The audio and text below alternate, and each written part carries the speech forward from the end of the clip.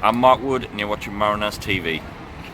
So John, I guess it went through the full range of emotions there, but what's your sort of reaction at the end of that game there? You've got to be happy, haven't you? it's cup mentality. You know, you lose, you're out.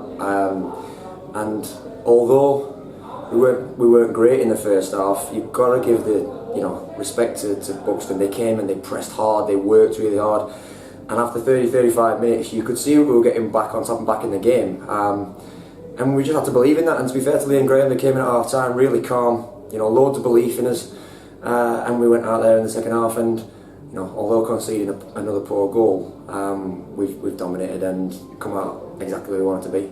Scoring so quickly at the start of the second half must have been a key. Yeah, obviously turning the game around that quick.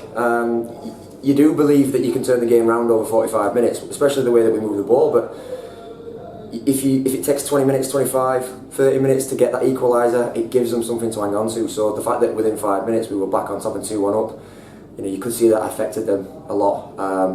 Obviously culminating probably in the sending off, but massive respect to the lads because they gave it.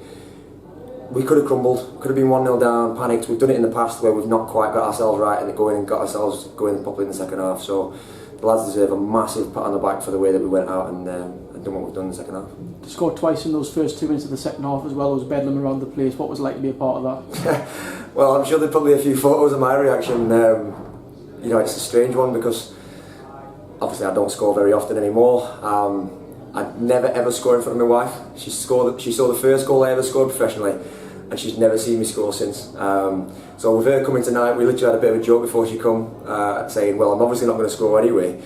So to score, but listen, more importantly for me, it was the equaliser. We knew straight away then we were back in the game, and you can't describe the emotions and the sound from the crowd. And then we finished scoring. That's what we needed. It almost lifted a bit of pressure off our shoulders, and I think everybody could see that for the next 20-25 minutes. Obviously they went on to have a man sent off and then they equalised themselves as well. Yeah. Was that a real testing moment for you when you conceded that goal? A frustrating moment, if I'm honest. I knew there were plenty left in the game. I knew that we would continue to create chances, especially with them down to 10 men. The way we were playing when they had 11, I think if you saw my face at the time, it was more frustration and annoyance that we conceded such a sloppy goal. But I still thought, we were going to go on and win the game, genuinely. To come to Warrington on Saturday in the next game in the playoffs, how big a test is that going to be, do you think, based on the 2 league games against them that we had? Well, I think that we're the only team to take 6 points off us, aren't they? So, it's going to be a massive test, and we know that. We know how they play. They don't necessarily pose many different questions to a lot of teams in this league, but they're very efficient at what they do. They don't concede many goals. They've got a very experienced back line. They've worked really hard, they drilled. And it'll be interesting to see how they approach it. Last time they came here, sat off and counter-attacked us and scored 2 great goals. Well, not 2 great goals, but 2 good goals.